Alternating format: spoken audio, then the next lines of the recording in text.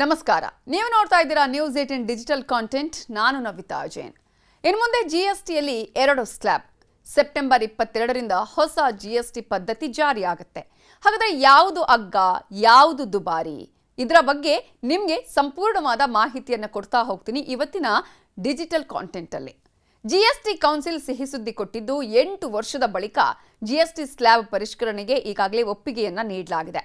ಪ್ರಧಾನಿ ನರೇಂದ್ರ ಮೋದಿ ದೀಪಾವಳಿಯಲ್ಲಿ ಜನರಿಗೆ ಗಿಫ್ಟ್ ಕೊಡ್ತೀನಿ ಅಂತ ಹೇಳಿ ತಮ್ಮ ಸ್ವಾತಂತ್ರ್ಯೋತ್ಸವದ ದಿನದ ಭಾಷಣದಲ್ಲಿ ಹೇಳಿದರು. ಆದರೆ ದೀಪಾವಳಿಗೂ ಮೊದಲೇ ಅಂದ್ರೆ ಇದೀಗ ದಸರಾ ಸಮಯದಲ್ಲೇ ಹೊಸ ಪರಿಷ್ಕೃತ ದರ ಜಾರಿಯಾಗ್ತಿದೆ. ಇನ್ನು ಮುಂದೆ ದೇಶದಲ್ಲಿ 2 ಜಿಎಸ್ಟಿ ಸ್ಲ್ಯಾಬ್ ಇರುತ್ತೆ. ಸೆಪ್ಟೆಂಬರ್ 22ರಿಂದ ಇದು ಅನ್ವಯ ಆಗತ್ತೆ. 2017ರಲ್ಲಿ ಜಾರಿಗೆ ಬಂದ ಜಿಎಸ್ಟಿ ಸ್ಲ್ಯಾಬ್ ಅಡಿ ವಸ್ತುಗಳಿಗೆ 5%, 12%, 18% ಹಾಗೆ 28% ತೆರಿಗೆ ವಿಧಿಸಲಾಗ್ತಾ ಇತ್ತು. ನಿರ್ಭೀತ, ನಿಷ್ಪಕ್ಷಪಾತ, ವಿಶ್ವಾಸಾರ್ಹ ಸುದ್ದಿಗಳಿಗೆ ಮತ್ತೊಂದು ಹೆಸರಾಗಿರೋ ನ್ಯೂಸ್ 18 ಕನ್ನಡ ಈಗ ಆಪ್ನಲ್ಲೂ ಲಭ್ಯ ಇದೆ. ದಯವಿಟ್ಟು ಇಲ್ಲಿರೋ QR ಕೋಡ್ ಅನ್ನ ಸ್ಕ್ಯಾನ್ ಮಾಡಿಕೊಂಡು ಆಪ್ ಡೌನ್ಲೋಡ್ ಮಾಡೋದಕ್ಕೆ ಮರಿಬೇಡಿ. ನಿಮ್ಮ ಬೆಂಬಲ ಹೀಗೆ ಸದಾ ನಮ್ಮೊಂದಿಗಿರಲಿ. ಧನ್ಯವಾದ. ಈ 4 ಸ್ಲ್ಯಾಬ್ಗಳ ಬದಲಿಗೆ ಇದೀಗ ಕೇವಲ 2 ಸ್ಲ್ಯಾಬ್ಗಳು, ಅಂದ್ರೆ ಒಂದು 5%, ಮತ್ತೊಂದು 18%. ಅದನ್ನ ಬಿಟ್ರೆ ಕೆಲವು ವಸ್ತುಗಳಿಗೆ 40% ಇರುವಂತಹ ಸ್ಲ್ಯಾಬ್ ಅನ್ನ ನಾವು ಗಮನಿಸಬಹುದು. ಈ ಸ್ಲ್ಯಾಬ್ಗೆ ಇದೀಗ ಸರ್ವಾನುಮತದಿಂದ ಒಪ್ಪಿಗೆಯನ್ನ ನೀಡಲಾಗಿದೆ.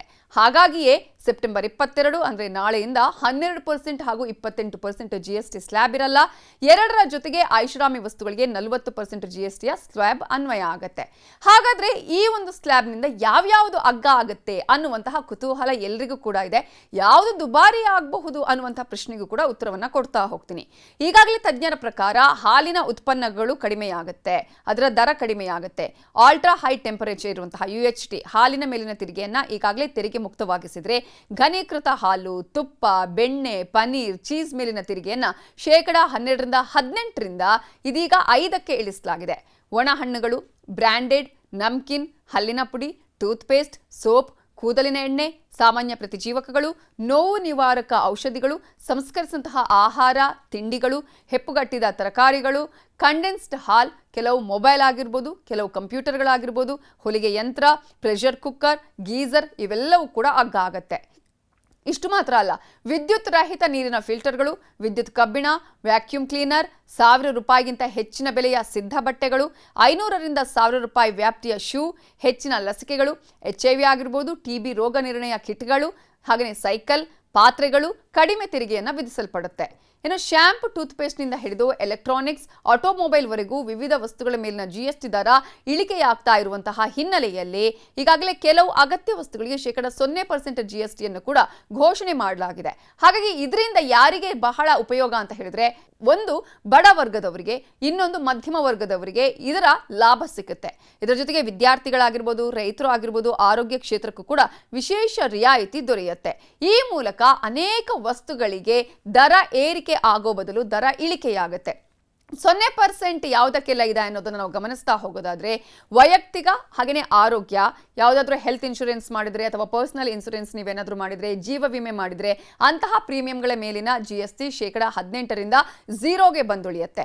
5% ತೆರಿಗೆ ವ್ಯಾಪ್ತಿಯಲ್ಲಿದ್ದ ರೋಟಿ, ಪರಾಟ, ಜೀವ ಉಳಿಸುವ ಔಷಧಿಗಳು ಇವು ಕೂಡ 0 ತೆರಿಗೆ ವ್ಯಾಪ್ತಿಗೆ ಸೇರುತ್ತೆ. ಇನ್ನು 5% ಯಾವ್ಯಾವುದಕ್ಕೆ ಅಂತ ನೋಡೋದಾದ್ರೆ, 12% ಇದ್ದಂತಹ ತೆರಿಗೆ ವ್ಯಾಪ್ತಿಯಲ್ಲಿದ್ದ ಸೋಪ್ ಆಗಿರ್ಬೋದು, ಹೇರ್ ಆಯಿಲ್ ಆಗಿರ್ಬೋದು, ಶಾಂಪೂ ಆಗಿರ್ಬೋದು, ಟಾಯ್ಲೆಟ್ ಸೋಪ್ ಬಾರ್ ಆಗಿರ್ಬೋದು, ಟೂತ್ ಬ್ರಷ್ ಆಗಿರ್ಬೋದು, ಶೇವಿಂಗ್ ಕ್ರೀಮ್ ಆಗಿರ್ಬೋದು, ವೈದ್ಯಕೀಯ ಗುಣಮಟ್ಟದ ಆಮ್ಲಜನಕ ಆಗಿರ್ಬೋದು, ಹಾಗೆಯೇ ಸಾಕಷ್ಟು ಎಲ್ಲಾ ರೀತಿಯ diagnostic kit, reagents, glucometer, test strip, ಕನ್ನಡಕದ ಮಸೂರಗಳು, map, chart, globe, pencil, note ಪುಸ್ತಕ, eraser, sharpener, exercise book, tractor, ಅನುಸೂಚಿತ ಜೈವಿಕ ಕೀಟನಾಶಕ, ಮೈಕ್ರೋ ರಾಸಾಯನಿಕ, ಹನಿ ನೀರಾವರಿ ಪದ್ಧತಿ, ಸ್ಪ್ರಿಂಕ್ಲರ್, ಕೃಷಿ, ತೋಟಗಾರಿಕೆ ಯಂತ್ರೋಪಕರಣ, ಭೂಮಿ ಹದಗೊಳಿಸುವ ಉಪಕರಣ, ಕರಕುಶಲ ವಸ್ತುಗಳು, ಮಾರ್ಬಲ್ಸ್, ಗ್ರಾನೈಟ್. ಇನ್ನು 18% ತೆರಿಗೆ ವ್ಯಾಪ್ತಿಗೆ ಬರುವಂಥದ್ದು ಬೆಣ್ಣೆ, ತುಪ್ಪ, ಚೀಸ್, ಪ್ಯಾಕ್ ಮಾಡಿದ namkeen, bhujia, mixture, feeding bottle, napkin, clinical diaper, ಹೊಲಿಗೆ ಯಂತ್ರ ಹಾಗೆಯೇ ಅದರ ಬಿಡಿಭಾಗ, ಥರ್ಮಾಮೀಟರ್, ಟ್ರ್ಯಾಕ್ಟರ್ನ ಟೈರ್ ಮತ್ತು ಬಿಡಿಭಾಗಗಳು, ಪ್ರಮುಖ ಆಹಾರಗಳಾದ ಮಾಲ್ಟ್ ಆಗಿರ್ಬೋದು, ಪಿಸ್ಟಾ ಆಗಿರ್ಬೋದು, ಪಾಸ್ತಾ ಆಗಿರ್ಬೋದು, ಕಾರ್ನ್ ಆಗಿರ್ಬೋದು, ಫ್ಲಾಕ್ಸ್ ಆಗಿರ್ಬೋದು, ಬಿಸ್ಕತ್ ಆಗಿರ್ಬೋದು, ಚಾಕ್ಲೇಟ್ಸ್, ಕೋಕೋ ಉತ್ಪನ್ನಗಳ ಮೇಲಿನ GSTಯನ್ನು ಕೂಡ ಶೇಕಡ 12ರಿಂದ 18% ಇತ್ತಲ್ಲ ಅದನ್ನು ಕೂಡ ಈಗಾಗಲೇ ಇಳಿಕೆ ಮಾಡಲಾಗಿದೆ. ಇನ್ನು ಕೃತಕ ಸಕ್ಕರೆ ಮತ್ತು ಸಿಹಿಕಾರಕಗಳನ್ನು ಹೊಂದಿರದ ನೀರಿನ ಮೇಲಿನ ತೆರಿಗೆಯನ್ನು ಕೂಡ ಶೇಕಡ 18ರ ಬದಲಾಗಿ ಶೇಕಡ 5ಕ್ಕೆ ಇಳಿಸಲಾಗಿದೆ.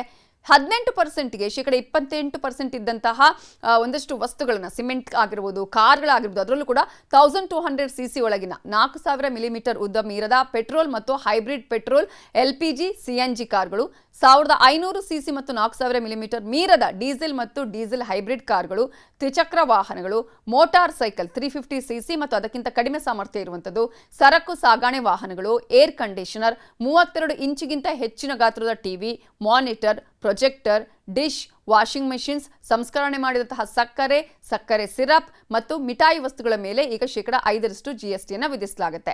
ರಸಗೊಬ್ಬರ, ಆಯ್ದ ಕೃಷಿ ಒಳಹರಿವುಗಳ ಮೇಲಿನ GSTಯನ್ನು ಶೇಕಡ 5ಕ್ಕೆ ಇಳಿಸಲಾಗಿದೆ. ಶೈಕ್ಷಣಿಕ ಸೇವೆ ಮತ್ತು ವಸ್ತುಗಳ ಮೇಲಿನ GST ಶೇಕಡ 5 ಅಥವಾ 0 ಆಗುತ್ತೆ. ಆಯ್ದ ವಿದ್ಯುತ್ ಉಪಕರಣ ಮೇಲಿನ GST ಶೇಕಡ 18ಕ್ಕೆ ಇಳಿಸಲಾಗುತ್ತೆ. ಜೊತೆಗೆ ಈಗಾಗಲೇ ಕ್ರೀಡಾ ಸರಕು ಆಗಿರ್ಬೋದು, ಆಟಿಕೆಗಳಾಗಿರ್ಬೋದು, ಇವುಗಳ ಮೇಲೆ ಕೂಡ 5ರಷ್ಟು GST ವಿಧಿಸಲಾಗುತ್ತೆ. ಚರ್ಮ, ಕರಕುಶಲ ವಸ್ತು, ಮರದ ಉತ್ಪನ್ನಗಳು ಶೇಕಡ 5ರಷ್ಟು GSTಯನ್ನು ಹೊಂದಿರುತ್ತೆ. ಹವಾನಿಯಂತ್ರಗಳ ಮೇಲಿನ GSTಯನ್ನು 28ರ ಬದಲು 18ಕ್ಕೆ ಇಳಿಸಲಾಗುತ್ತೆ.